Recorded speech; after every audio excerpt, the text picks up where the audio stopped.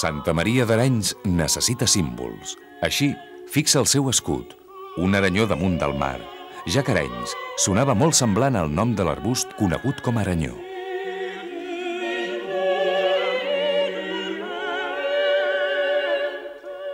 També li cal un patró. Arenys posseïa relíquies del cos de Sant Zenon, militar romà martiritzat al segle III. El 1664, el poble declara Sant Zenon el seu patró i celebra per primera vegada la seva festa. Arenys ha acomplert amb esplendor aquell llunyà bot de vila fins a l'actualitat.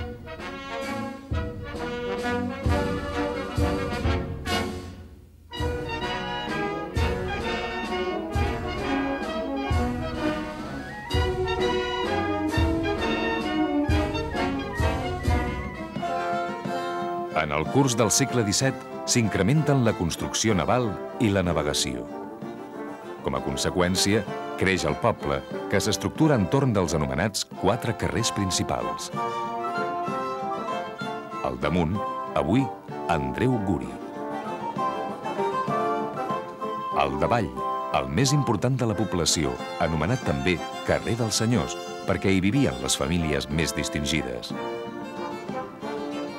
El carrer Ample, actualment Anselm Clavé. I el de la Perera, ara Bisbe Català. La vida social gira al voltant de dues poderoses confraries. La de Sant Elm, dita dels mariners,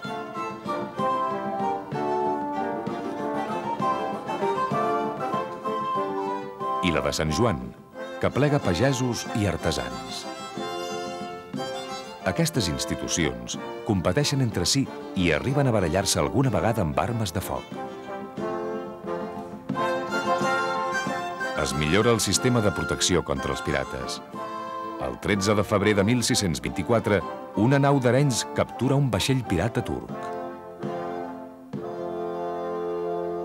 Atrets pel progrés d'Arenys, s'hi estableixen els pares caputxins el 1618. Entretant, s'acaba la construcció de l'església i s'embelleixen les capelles laterals amb bonics retaules. El prestigiós artista arenyenc Antoni Joan Riera projecta el retaule de l'altar major, d'estil renaixentista. Però un cop acabat el sòcol, els treballs queden interromputs. L'església és consagrada el 1686 pel bisbe de Vic, fill d'Arenys, Antoni Pasqual i Lleu.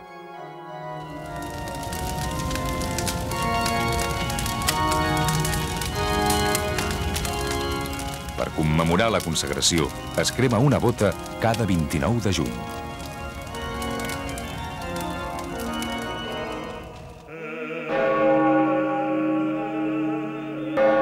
La puixança d'Arenys era interrompuda periòdicament per les epidèmies que assolaven el país. A la darreria del segle XVI, el poble d'Arenys va fer un vot de vila a Sant Roc, gran advocat contra la pesta, i des de llavors celebra la Diada del Sant amb solemnitat. Per Sant Roc, els administradors de la confraria feien el recapte pel poble, ajudats pels macips o joves treballadors.